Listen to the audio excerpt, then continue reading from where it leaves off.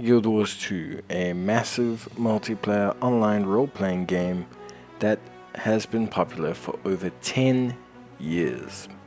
Last time, we began our character's journey on the quest to obtain Eternity, the coolest greatsword in the history of MMOs. It requires us to combine 2 Legendary Greatswords, and we're going to have to become a master of crafting, combat, and world exploration. Not only do we need to have top level gear, but we're also going to need to start this journey from scratch. Why? Because I have not played in over 10 years, and it's time for me to complete the goal that my younger self could not.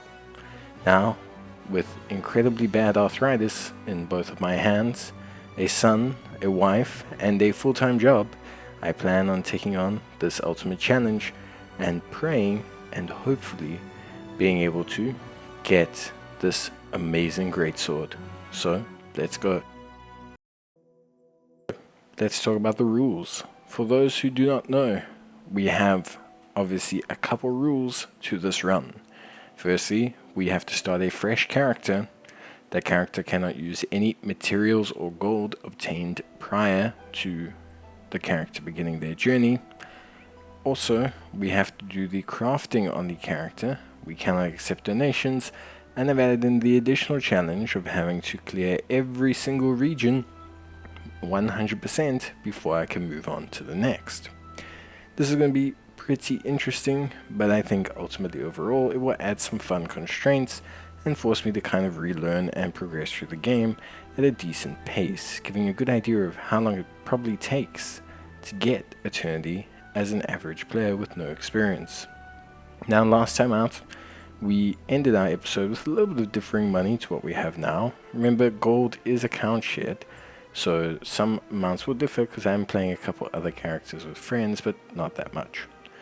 Basically, overall, we've started to pick up some of our hero points. We're going to be specializing into explosives and turrets, which I don't know if is a good idea. The Kessex Hills area that we'll be questing in today, honestly speaking, is pretty much of a muchness. It's essentially the same area as the one we did last time. Most of our events involve taking out centaurs, setting up spike traps, helping out the local militia, taking out bandits, and generally a lot of what we're doing in the starter zone is pretty much continued in this area. There's a little bit more centaur kind of conflict, and we do see a couple zones with the Risen, which are kind of like the big bad of the original story, but for the most part it was slaying bandits, obtaining supplies, clearing out different hideouts, and really just a standard kind of experience akin to the first area. Not that this is a bad thing. The world feels just as lived in as the first area. Most events are really honestly quite well done and progressed into each other, so we continue that great Guild Wars experience. One really bad part of the great Guild Wars experience is underwater combat. It is diabolically terrible. I do not think underwater combat should be a thing. It is not something that should go on in MMOs. And Guild Wars, I must be honest, is probably about as great as I remember it being, which is not saying much. So those areas do slow me down a little bit, just because I really don't feel like doing them. But we were gathering materials along the way. One of the ones that I enjoyed the most was the toxic seedlings. We managed to sometimes farm a pretty cool rare magic material that was a toxic sproutling, and it sold for about 8 silver, so it was pretty nice to pick up. Overall, farming materials along the way gives us a little bit of EXP. It also helps to fill in the gap between running between objectives, and it creates a little bit of wealth for us. It's not something to focus on.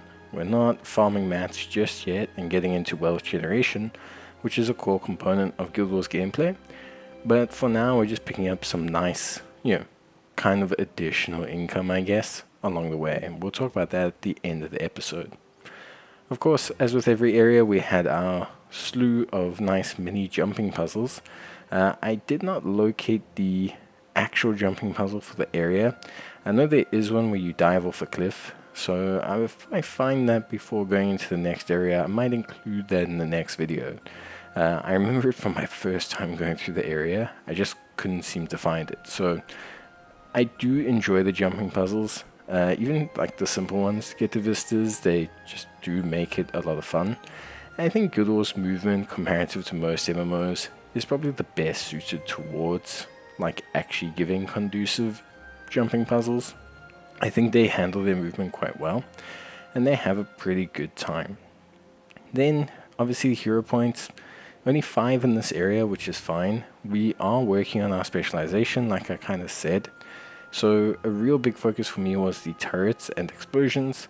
I focused a lot also on getting ferocity and fury buffs from the explosions. So, I'm mainly focusing on using my turrets to create explosions and detonate them. And this gave me a bunch of buffs and stacks. Tended to work out fine. Didn't really have any huge issues in this area, except, when I would accidentally take on something like a world boss and that, which was, not always the best designed. Next, we finished everything off with a lovely little heart and took out some Ettins near Camp Overlook Haven, and we got 100% completion for the area. Took around 2.5 hours, so not too bad and pretty similar to the first area, and managed to make some decent gold along the way. Speaking of gold, speaking of progress, we did manage to finish the area 100%, like I said, in about 2.5 hours. Brings our world completion up to 7%, so not bad, 5 hours, 7%, and level 31 was our end level, so you can see we've accelerated a little bit beyond the area max, but that's okay. You'll usually experience this, especially if you have a little bit of a count EXP buff and things like that. In terms of gold, in terms of our actual wallet, we went from 21 gold, 91 silver to 22 gold, 19 silver, making 28 silver. This was from just selling junk items, completing hearts and things. And then if we look at our Black Lion Trading Company, if we look at our trading post, we went from 2 gold 69 and 3 gold 60 silver and gained 91 silver. It's about 1 gold 17. Not nearly as much as last episode because we did not get the luck of getting those cool Christmas presents. I think the event was over or something. But what we did manage to do was get over the 3 gold generation mark, which is pretty nice. It's not a bad pace to go at. You will understand that later on you get a lot more gold. In terms of specialization, you can see it on the screen. Like I said, focusing predominantly on buffing myself off of the explosions, which hopefully will be able to give me a pretty soft standard to go with. We also started getting amulets and rings, and we're gearing ourselves up, although obviously it doesn't matter too much at this point. On top of that as well, we have the cool crafting, of which I've done 0.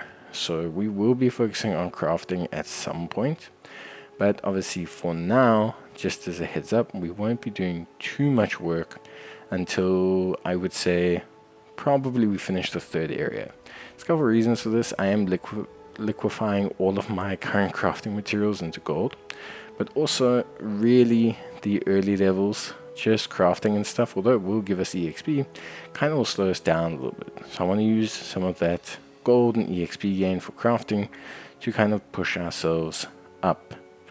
Also, I want to talk about the Wizard's Vault. It's something super important, and it's a great way to push yourself towards legendaries. It's a new system, very different system. It was added in long after I played, so we're gonna have to take a look at that in another video.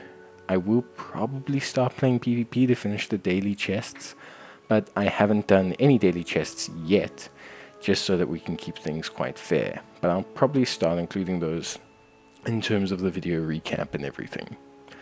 So that's that in terms of the open world exploration. We're going to kind of focus in the next episode on the Gandarian Hills. We'll finish off one more area, bringing ourselves up to around level 35, probably level 40 on our character, and then we'll look at progressing in the main story. Now, I've done the main story before, but I really want to redo it again, mainly to summarize it for other players as well, but also just because there are some pretty cool rewards that you get and some decent EXP. But yeah, that's it from me. If you have any ideas, give me a shout in the comments, and thanks for watching. Bye.